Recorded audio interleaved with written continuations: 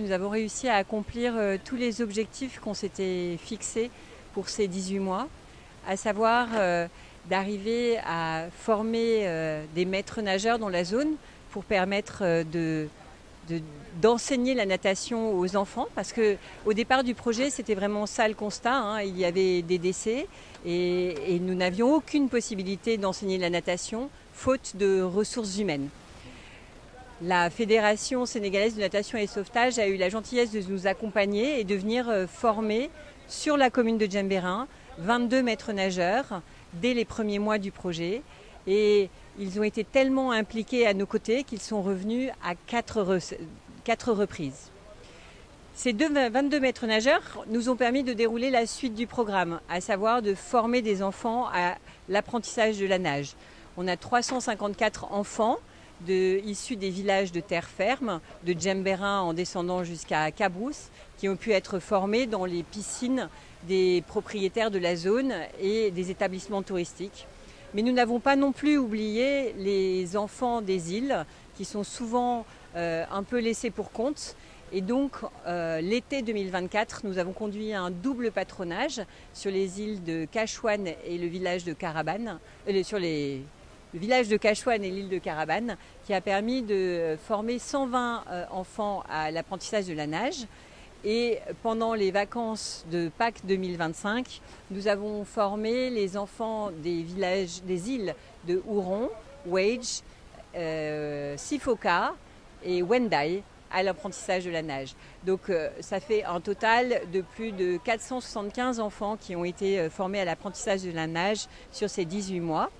Et la dernière étape du projet était vraiment de sensibiliser aussi les collégiens et les lycéens au risque de noyade.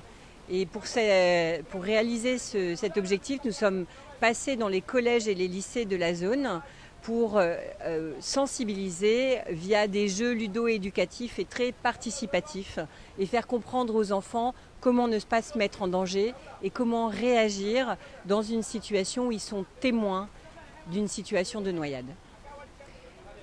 Les perspectives, eh bien, tout est possible. Parce que maintenant, nous avons les ressources humaines disponibles sur la commune, avec 22 maîtres nageurs sauveteurs disponibles.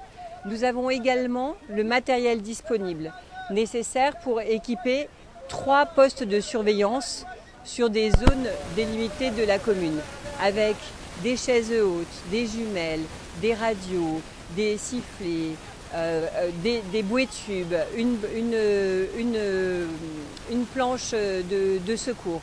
Tout est disponible pour maintenant équiper des zones de baignade surveillées et permettre aux gens de profiter de la plage, de profiter de la mer sans se mettre en danger.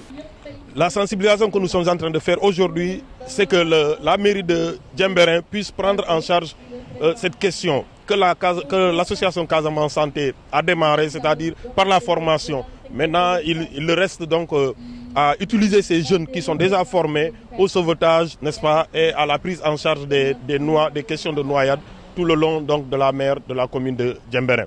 Donc, oui, pour limiter les risques. Nous savons très bien que cette bordure de mer est très très fréquentée pendant l'hivernage, mais également tout le temps, surtout les week-ends, n'est-ce pas, la bordure de cette partie de la commune est fréquentée. Donc c'est à la commune, n'est-ce pas, aux responsables de la commune de Djembérin de prendre cette question en charge, en tout cas de prendre le relais que la Casamance Santé vient de démarrer.